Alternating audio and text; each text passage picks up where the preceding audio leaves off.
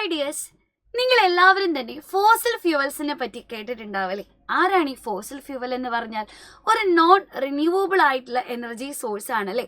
പണ്ട് millions of years ഒക്കെ നമ്മുടെ ഭൂമിയിൽ ഉണ്ടായിരുന്ന പലതരത്തിലുള്ള ഓർഗാനിസംസും പ്ലാന്റ്സും ഒക്കെ നമ്മുടെ ഭൂമിക്കടിയിലായി അതിൽ നിന്ന് നമുക്ക് കിട്ടുന്ന ഇന്ധനങ്ങളെയാണ് നമ്മൾ ഫോസിൽ ഫ്യൂവൽസ് എന്ന് വിളിക്കുന്നത്. ശരിയല്ലേ? ഇതിലെ വളരെ പ്രധാനപ്പെട്ട ഒരു ഫോസിൽ ഫ്യൂവൽ ആണ് നമ്മുടെ കോൾ എന്ന് പറയുന്നത്. ഈ കോൾ ഉണ്ടാവുന്ന പ്രോസസ്സിനെയാണ് കാർബണൈസേഷൻ എന്ന് പറയാം. അപ്പോൾ എന്താണ് ഈ കാർബണൈസേഷൻ എന്ന് പറഞ്ഞാൽ? മില്യൺസ് ഓഫ് ഇയേഴ്സ് അഗോ നമ്മുടെ എർത്തിൽ ഒരുപാട് ഡെൻസ് ആയിട്ടുള്ള ഫോറസ്റ്റുകൾ ഉണ്ടായിരുന്നു. അങ്ങനെ ഒരു മണ്ണിടിച്ചിലൊക്കെ വരുന്ന സമയത്ത് ഈ ഫോറസ്റ്റിൻ്റെ ഒക്കെ മുകളിലേക്ക് മണ്ണ് വീണു. അങ്ങനെ മണ്ണ് വീണ് ഈ ചെടികളും വലിയ വലിയ മരങ്ങളും ചെടികളും മൃഗങ്ങളും ഒക്കെ ഇതിനടിയിലായിപ്പോയി.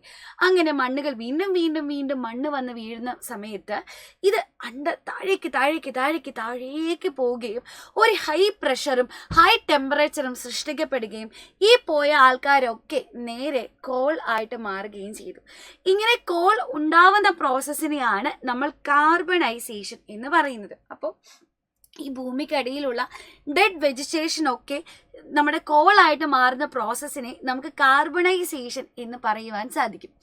ഈ കോൾ എടുത്താൽ തന്നെ നിങ്ങൾക്ക് എല്ലാവർക്കും പരിചയമുള്ള ആൾക്കാരാണല്ലേ ഈ കോൾ എന്നൊക്കെ പറയുന്ന ആൾ. പക്ഷെ ഈ കോൾ എടുത്തു കഴിഞ്ഞാൽ തന്നെ എത്ര ടൈപ്പാണുള്ളത് എന്നെൻ്റെ കുഞ്ഞുങ്ങൾക്ക് അറിയാമോ? കോൾ എടുത്താൽ ഒരുപാട് ടൈപ്പ് ഉണ്ട് മക്കളെ. അതിൽ ഏറ്റവും ഇമ്പോർട്ടൻ്റ് ആയിട്ട് പീറ്റ്, ലിഗ്നൈറ്റ്, ബിറ്റുമിനസ്, ആന്ത്രസൈറ്റ്, ഇതൊക്കെയാണ് ഡിഫറെൻറ്റ് ടൈപ്പ് ഓഫ് കോൾ എന്ന് പറയുന്നത്. ഈ ഓരോ ടൈപ്പ് കോൾ ഉണ്ടാവുന്നതും ഓരോ കണ്ടീഷൻസിലാണ്. ഈ ഓരോ ടൈപ്പ് കോളിനും പലതരത്തിലുള്ള പ്രത്യേകതകളുണ്ട്. ഇതിൽ ഏറ്റവും പ്രധാനപ്പെട്ടതും ഏറ്റവും ഇമ്പോർട്ടൻ്റ് ആയിട്ടുള്ള കോൾ ടൈപ്പ് ഏതാണെന്ന് ചോദിച്ചാൽ ആന്ത്രസൈറ്റ് ആണ് എന്ന് പറയാൻ സാധിക്കും. ഇനി നിങ്ങൾ കേട്ടിട്ടുള്ള മറ്റ് ചില പേരുകളുണ്ട്.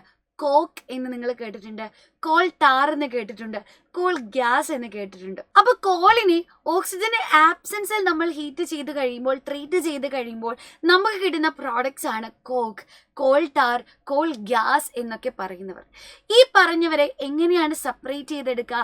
ഏത് ഫിനോമിനൻ വഴിയാണ് സെപ്പറേറ്റ് ചെയ്തെടുക്കുക എന്ന് എൻ്റെ കുഞ്ഞുങ്ങൾക്കറിയോ? ഡിസ്ട്രക്റ്റീവ് ഡിസ്റ്റിലേഷൻ വഴിയാണ്. അപ്പം നിങ്ങൾ ചിന്തിക്കും എന്താണ് ഡിസ്ട്രക്റ്റീവ് ഡിസ്റ്റിലേഷൻ എന്നല്ലേ? അപ്പം എൻ്റെ കുഞ്ഞുങ്ങൾ ഒരു കാര്യം ഇവിടെ ശ്രദ്ധിച്ചോ. നമ്മൾ ഫോസിൽ ഫ്യൂവലിൽ നിന്ന് തുടങ്ങി ഡിസ്ട്രക്റ്റീവ് ഡിസ്റ്റിലേഷൻ ഇവിടെ വന്ന് നിൽക്കുകയാണ്. നിങ്ങൾക്ക് എല്ലാവർക്കും ബേസിക് ആയിട്ട് തന്നെ പഠിക്കാനുള്ളൊരു ടോപ്പിക്കാണ് ഫോസിൽ ഫ്യൂവൽസ് എന്ന് പറയുന്നത്. പക്ഷെ അതിൽ നിന്നും എത്രത്തോളം അഡ്വാൻസ്ഡ് ആയിട്ടാണ് നമ്മളിപ്പോൾ വന്ന് നിൽക്കുന്നത്. നമ്മളൊരു കോമ്പറ്റേറ്റീവ് എക്സാമിന് വേണ്ടി പ്രിപ്പയർ ചെയ്യുന്ന സമയത്ത് വെറുതെ ബേസിക് നോളജ് മാത്രം കൊണ്ട് നമുക്ക് പറ്റില്ല. പകരം ഓരോ ടോപ്പിക്കിൻ്റെയും ഏറ്റവും അഡ്വാൻസ്ഡ് ആയിട്ടുള്ള കാര്യങ്ങൾ വരെ ഇൻ ഡീറ്റെയിൽ ആയിട്ട് എൻ്റെ കുഞ്ഞുങ്ങൾ പഠിക്കേണ്ടതുണ്ട്. അതിന് വേണ്ടിയിട്ടാണ് നമ്മൾ ഫാൽക്കൺ ഫൗണ്ടേഷൻ ക്ലാസ്സുകൾ സ്റ്റാർട്ട് ചെയ്തിരിക്കുന്നത്. ഇതിനോടകം തന്നെ ഈ ഒരു പേര് നിങ്ങൾക്ക് എല്ലാവർക്കും ഫെമിലിയർ ആയിട്ടുണ്ടാവും.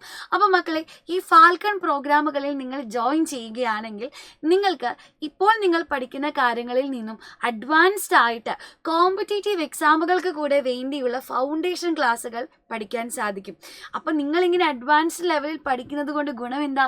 നിങ്ങളുടെ സ്കൂൾ പ്രിപ്പറേഷനിലും ബോർഡ് എക്സാംസിനും ഒക്കെ നന്നായിട്ട് തന്നെ എൻ്റെ കുഞ്ഞുങ്ങൾക്ക് പെർഫോം ചെയ്യാൻ സാധിക്കും.